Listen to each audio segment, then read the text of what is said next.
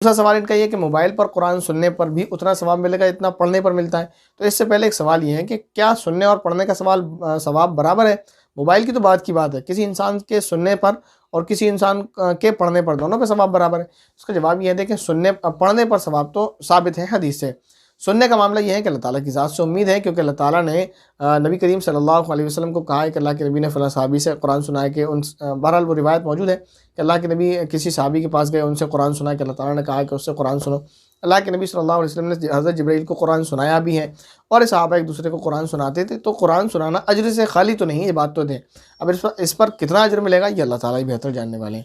اب رہا ہے کہ موبائل سے قرآن سننے پر ثواب کتنا ملے گا؟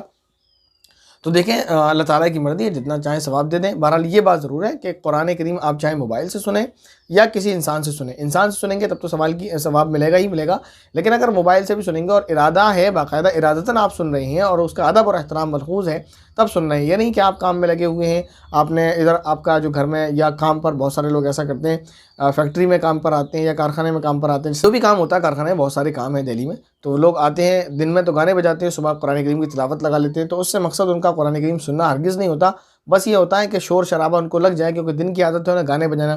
اب شروعات میں کسی کی جو ہے یہ نہیں کرا کہ سب ایسا کرتے ہیں، اب ان کو اپنا جو ہے صبح پلے کرنا ہے تو گانے تو پلے نہیں کر سکتے، اس لیے قرآن کریم تھوڑی دیر کے لیے پھر اس کے بعد گانے لگا دیے جاتے ہیں۔ یہ بہت غلط طریقہ ہے، 90% لوگ ایسا کر رہے ہیں۔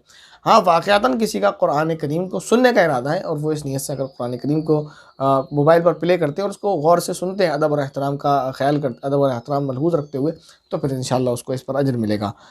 اس کے بعد ایک سوال ہے اور وہ اس کمنٹ کا آخری سوال ہے، سوال کا نام نہیں لکھا انہوں نے، مجھ سے درخواست یہی ہے جس کا بھی سوال ہے کہ نام لکھا کریں۔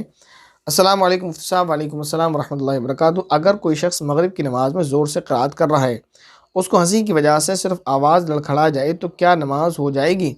اور یہ مسئلہ اس کو بار بار پیش آتا ہے، بہت پریشانی ہے، بار بار کیوں پیش آتا ہے؟ خیال رکھیں، آپ ایسا کیوں کرتے ہیں؟ آپ نماز پڑھتے میں آپ ادھر ادھر، بہرحال آپ سے بس یہ کہنا ہے کہ آپ نماز پڑھتے وقت توجہ دیں، جب آپ اللہ اکبر کہیں تو اس لفظ پر توجہ دیں، جب ثنا پڑھیں تو اس کے کلمات پر توجہ دیں، جب سورہ فاتحہ پڑھیں تو اس کے کلمات پر توجہ دیں، آپ دنیا سے توجہ ہٹا لیں، اس پر دھیان رکھتے ہوئے نماز پڑھیں گے، انشاءاللہ ہنسی نہیں آئے گی۔ لیکن اگر قرات کے دوران ہنسی آ جاتی ہے اور قرات کنٹینیو رہتی ہے اور آواز بھی نہیں نکلتی ہنسی کی، تو پھر نماز فاسد نہیں ہوگی، لیکن اگر ہنسی کی آواز نکل جاتی ہے یا زور سے آپ ہنس پڑتے ہیں تو پھر نماز خراب ہو جائے گی، اس بات کا خیال رکھنا چاہیے۔ امید ہے جو سوالات آپ کے لیے گئے ان کے جوابات جو آپ کو دیے گئے وہ آپ کو سمجھ آئے ہوں گے، اور کسی کا اگر کوئی سوال رہ گیا تو کمنٹ کیجئے، انشاءاللہ نیکسٹ کمنٹ باکس میں اس کو لے لیا جائے گا۔ اسی طرح اگر کوئی ڈاؤٹ ہے تو اس کو بھی کمنٹ کریں، انشاءاللہ اس کو بھی کلیئر کرنے کی کوشش ضرور کی جائے گی۔ السلام علیکم ورحمۃ اللہ وبرکاتہ۔